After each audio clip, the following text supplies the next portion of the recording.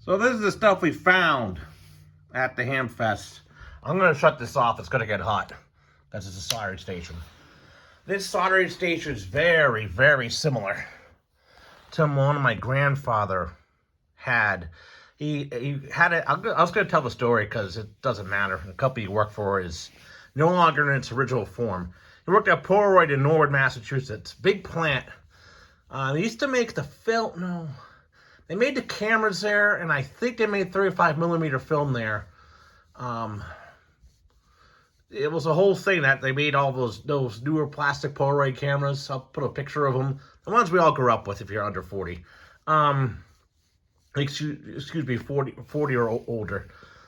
And they had one of these here.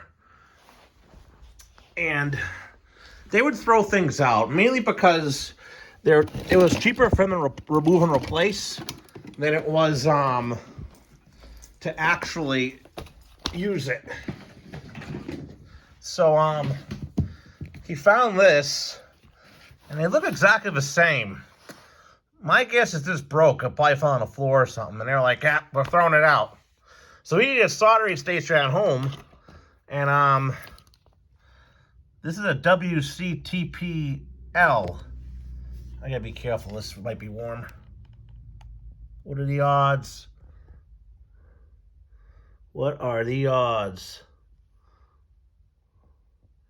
Very close. Same generation. Wow, Apex, North Carolina. I didn't know they were out of North Carolina.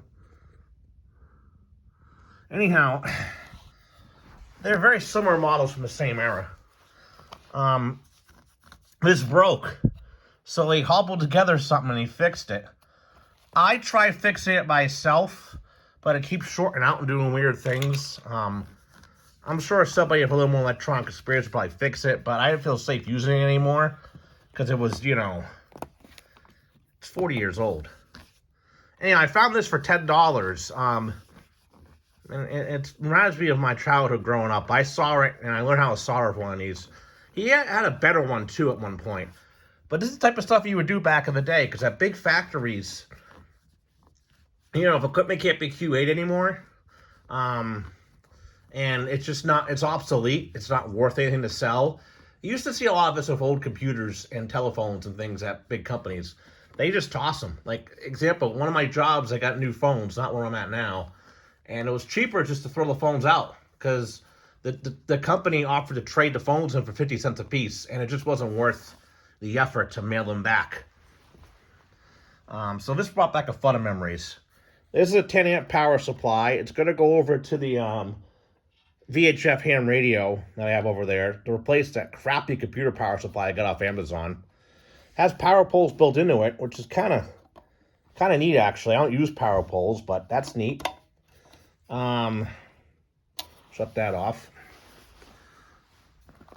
Pro 96 scanner. Why am I getting this? Well, it was part of a deal with this. I'm not going to say how much I paid for it, but let's just say these prices are better than eBay. Let's put it that way.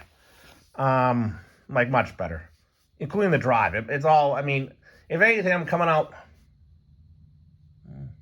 maybe $100 ahead than I would have on eBay. Who knows? I got this because, well, I'm going to hook up these computer speakers here, which I got for $2. Anyhow, it has the old school low-band extendable antenna on it, which I'm going to keep in my collection. I want one of these. This antenna alone is probably worth $20, $30 because it's Radio Shack old stuff. It's the antique when it really isn't. This can do digital. It's probably my travel scanner because it's much easier to program these old school bank scanners on the fly. In Massachusetts, many systems are P25 conventional or analog conventional. And it'll be easier to punch in frequencies than hit 100 buttons on the BC325C, or whatever it is, the other radio. These speakers here, too, you can use them, and you can plug them into your scanner, and it helps amplify the sound very nice. For conventional digital systems, these digital scanners, don't discount these. They're still very venerable radios. And it came with this adapter, which is nice, so I had to buy one. This came with these computer speakers here. I'm going to clean them up. And it came with this was like a generic eBay. Oh, Intercell. I think it might be a Radio Shack brand or something. One of these. So somebody went out to Radio Shack one day, you know, back before, you know, it says 2015. My guess is I went to Radio Shack and they're having a clearance or something's going on. And let's just say for our story, they went and bought this and this. I mean, those days, they're not coming back. And I do miss Radio Shack. I mean, towards the end, you know, last 5-10 years of their life of Radio Shack's chains, yeah, you could say they were bad, but nothing beats an 80s to mid-90s Radio Shack. I mean, it had everything. And also, we got the manuals here. I take them anyways. I'm probably going to toss them out. I mean, I don't, you know, this I'll probably throw out.